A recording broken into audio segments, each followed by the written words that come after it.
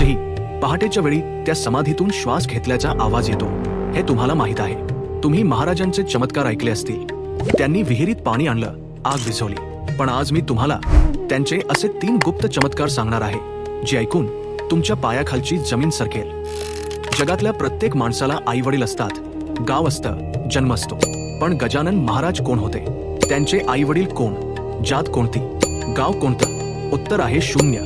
1878 साली माघ महिन्यात ते अचानक शेगावात प्रकट झाले. एका उकिरड्यावर उष्ट्या पत्रावळीतलं अन्न खाताना.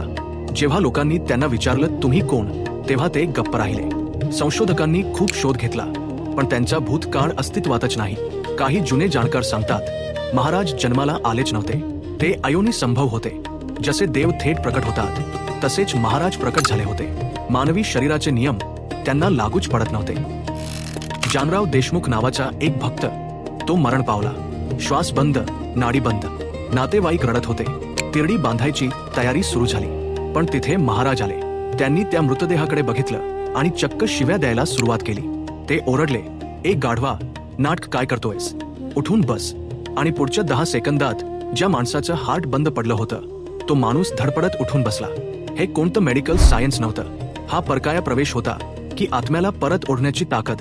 हे रहस्य आजही कोणाला उलगडलेलं नाही. 8 सप्टेंबर 1910 महाराजांनी समाधी घेतली. पण इथेच खरी मिस्ट्री सुरू होते.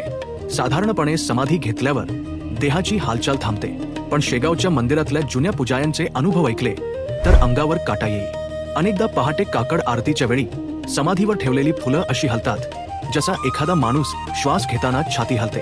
इतकाच नाही, काही भक्तांना गाभायातून अजूनही ताजी चिलीम ओढल्याचा वास येतो. बंद गाभायात हा वास कुठून येतो? याचा अर्थ एकच, महाराज तिथे फक्त दगडी समाधीत नाहीत, ते आजही तिथे फिजिकली हजर आहेत. लोक म्हणतात चमत्कार घडत नाहीत. मग आजही लाखो लोक शेगावात वेड्यासारखे का जातात?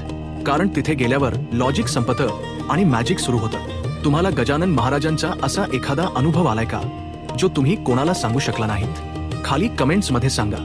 आणि हो, महाराजांचे भक्त असाल तर गण गण गणात बोते टाईप केल्याशिवाय जाऊ नका. सबस्क्राईब करा. भेटूया पुढच्या व्हिडिओमध्ये.